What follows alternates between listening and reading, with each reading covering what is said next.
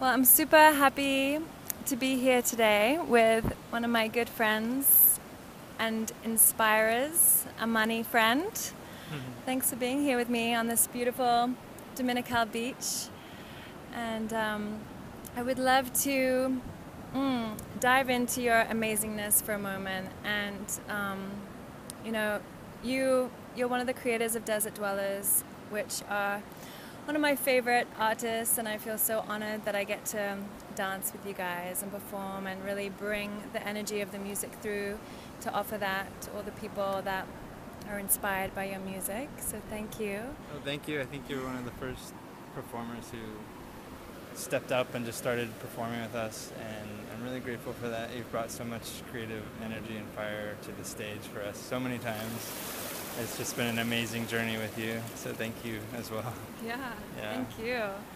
It's one of my go-tos always when I'm teaching as well. It's like you have so many different genres to choose from, and such an amazing platform. And I know that you're a Tibetan Buddhist, and I can feel that energy coming through. I also studied at Naropa University in Boulder, so I have that influence as well.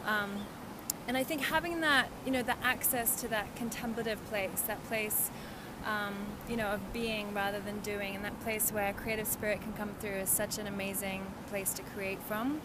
And so I'd love to hear from you, your kind of creative process with your spiritual practice and how that comes into play with the music that you create.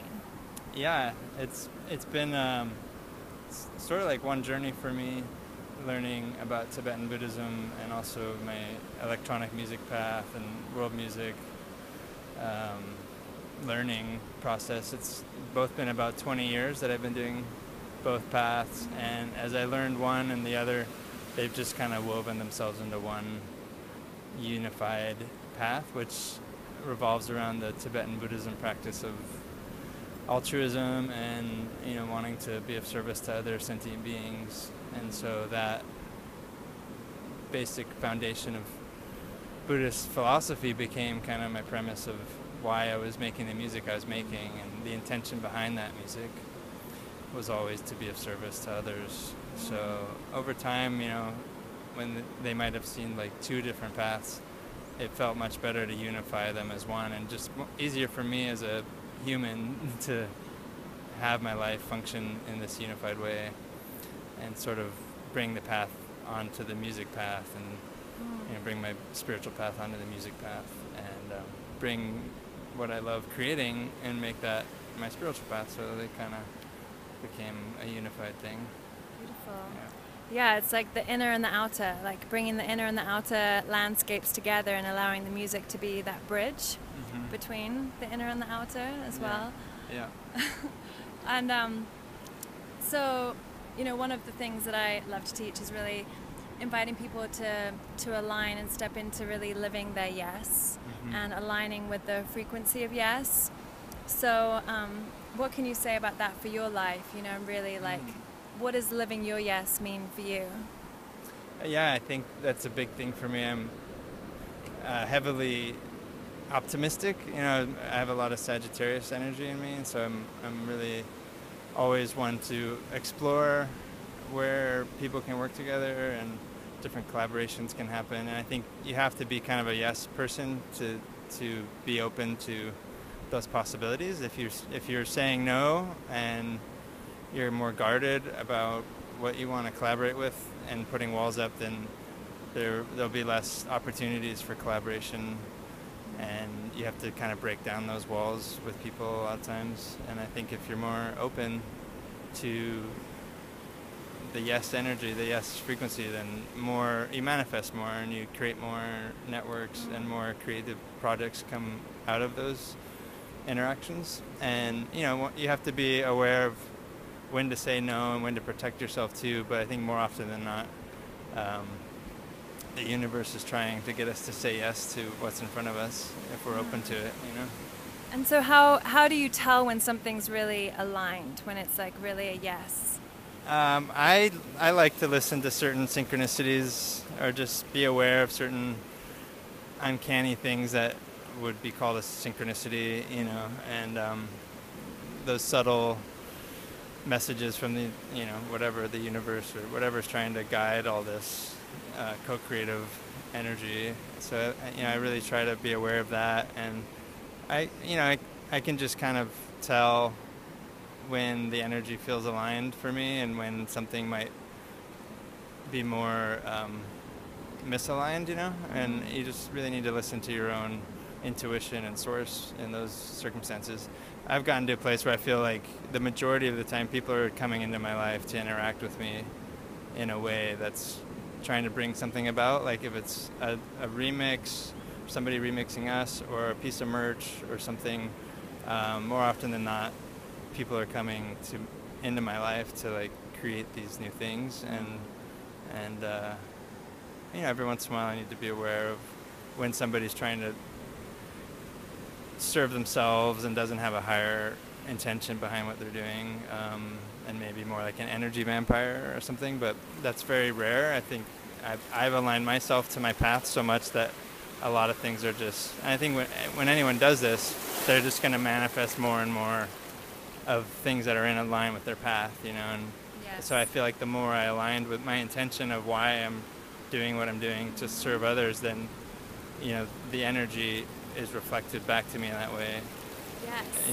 Yeah. That is exactly, yes. It's like we are putting out that frequency. It's like a radio wave. Yeah. And I was just, before you even said that, I was feeling, because you have such a strong spiritual practice, it's like you're practicing aligning with your intention, like you said, and like putting that out. I mean, because your thoughts, your beliefs, your actions, like everything you're creating are aligned with what, with offering and being of service to sentient beings. So I can see that is putting that radio wave out, and it's like it comes back, tenfold. Yeah. So it's a beautiful example of aligning with the frequency of yes. Yeah. And then it's interesting, we're talking about intention. I really feel like intention is the key behind whatever we're doing. If it's like sound healing, a lot of people these days are really, there's a lot of philosophical debate about what frequency we should be using, and I think that's important, but I feel like intention is really even more important, and what intention you're putting into those frequencies. And that's just like the real subtle space of what you're creating, how it's going to affect people. And before we play, I actually, always set these intentions before we go on stage, and just make sure that the frequencies are affecting people in a really positive way. And as like our shows, there's just something special about the experience, and I feel like it's greater than Trevor and me, and even the music. It's like everyone shows up to bring their best intention to those sunrises or whatever. And you feel the same thing with a rab set or something. It's like everyone's showing up and bringing their best intention together. So it's a co-creative communal space of positive intention, and it's really everyone coming together in those moments. Yeah, I feel like too there's a strong container, and I know that you use like invocations and closings a lot for your, for your sets, and with that strong container and the intention, then that's going to bring it through. So I don't know if you want to touch on that, but also if there's anything to share for any other like artists out there that are creating music, or anything, that a message that you would share to them in really all of what we're speaking about, and then for them in creating their art in the creative process. Yeah. So the first thing you said, I really think the container is really, really important. And we do create, really special pieces of music just for the intro and the outro, at the beginning and end, these beautiful bookmarks of when you can set the intention for the journey and then you wrap it all back up in this like yummy, juicy space, and it just creates this really much more powerful ceremony in a way. It really is more like a ceremony when you create those spaces for an intentional container. And I think we need to be doing that more as a community, and bringing more intention to why we're gathering and why we're taking sacrament and why we're dancing, and I feel like that's the next wave of us coming together, more intentional ceremony space. So yes, thank you for that. Yeah. It's really important. And so the second thing you said, I'd say that the most important thing is to be yourself and not copy somebody else, and it's really hard to do because we're so influenced by other artists. And I feel like the artists that really shine for me are the ones that take elements of things and kind of synthesize it in a new way, or create a certain kind of music that's not even made yet for a certain community. Like what we did for the yoga community, for example, like it really didn't exist at that time, and it was sort of an accident how it all came about, but it ended up being a really powerful soundtrack to so many people's lives. And there's a lot of examples of that where, like right now, I'm really into creating ayahuasca music and ceremonial music because there's a real lack of that in terms of produced music. And you know, like what Drum Spider's done for Middle Eastern dancers is pretty profound. And but not, you know, not even music for a certain group, but a certain genre. You know, like for me, Ataya right now is really an interesting blend of different forms of music. So it feels like he's really taken a lot of things and synergized them into his own thing instead of trying to copy other artists, you know. So, you know, be yourself and do it a lot, you know, make a lot of it. Whatever you do, like, be very proficient.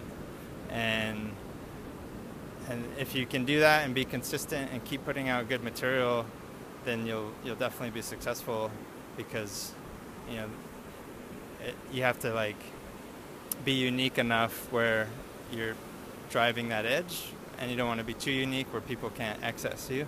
And if you just keep making good material, then you'll really shine as an amazing artist, you know. So that's kind of my formula for artists who are just getting started. I could say a lot more. Yeah, well, artists, yeah. Well, how do people find you? You can just email me, amani@desertdwellers.org. Okay. Yeah. Beautiful. Yeah. Well, thank you so Thank much. you too. I really appreciate yeah. you so much. Mwah. Wonderful And, to be here in your home. I know, finally. so good. Yeah, thank you so much. I look forward to co-creating more with you. You too. Yeah, thank you.